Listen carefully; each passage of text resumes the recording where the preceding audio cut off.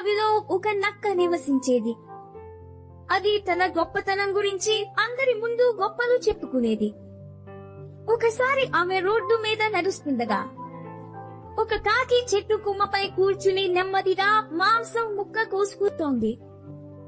ఆమె వెంటనే అతని దగ్గరకు వెళ్లి, ఏ నల్ల కాకి, నాకు చాలా ఆకలిగా ఉంది, ముందు ఆ మాంసం ముక్కను ఇక్కడికి తీసుకురా అని అంది. ఆ మాటలకు కాకి చాలా కోపంగా, నేను చాలా కష్టపడి సంపాదించాను, నేను దానిని ఇవ్వను, వెళ్ళిపో. నేను ఈ అడవికి యజమానిని, నువ్వు మర్చిపోయావా అని అన్నది. నిజానికి మీ అందరికీ తెలియని ఒక విషయం నాకు చెప్పండి.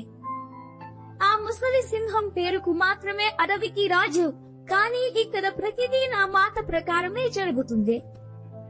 మొదట మీరు నాకు ఆ మాంసం ముక్క ఇవ్వనప్పుడు నేను నిన్ను పట్టుకుని చుట్టూ ఊపడం మొదలు పెట్టాను, దారుణాలు చేయడం మొదలు పెట్టాను.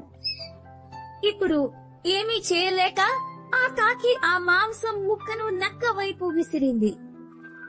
ఇప్పుడు నేను వెళ్లి రాజుకు మొత్తం విషయం చెప్పి అతనికి మంచి పాఠం నేర్పుతాను.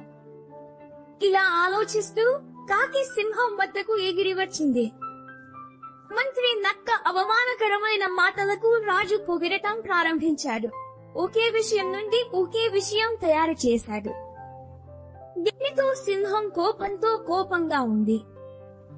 అప్పుడు సింహం తన దగ్గరకు వచ్చిన నక్కను తన పంజాతో కొట్టి మంత్రి మార్గం నుండి తొలగించింది. ఇదంతా జరిగినా నక్క తన వైఖరిని మార్చుకోలేదు. కొంత సమయం తర్వాత ఆ నక్క అడవి నుండి సమీపంలోని గ్రామానికి నడిచింది. అతను ఊదర్ చేరుకున్న వెంటనే ఒక కోతి అతని ముందు కనిపించింది. అతను నక్క వైపు చూసి, అరై, అడవిలో నివసించే నువ్వు వృధాగా బయటకు వచ్చావు అని అన్నాడు. నక్క అతని వైపు అనుమానంగా చూసింది.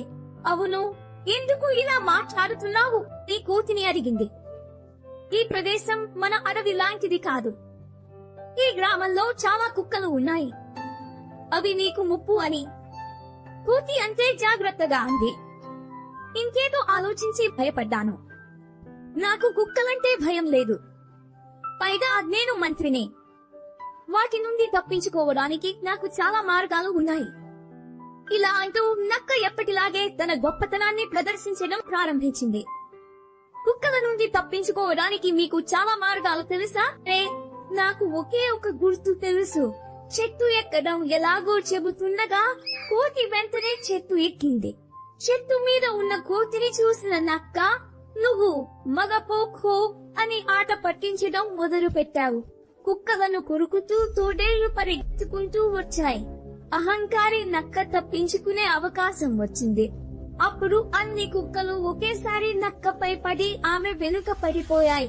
ఈ కథలోని నీతి ఏమిటంటే మనం మన అహంకారాన్ని వదిలి ఉత్తములుగా జీవించాలి.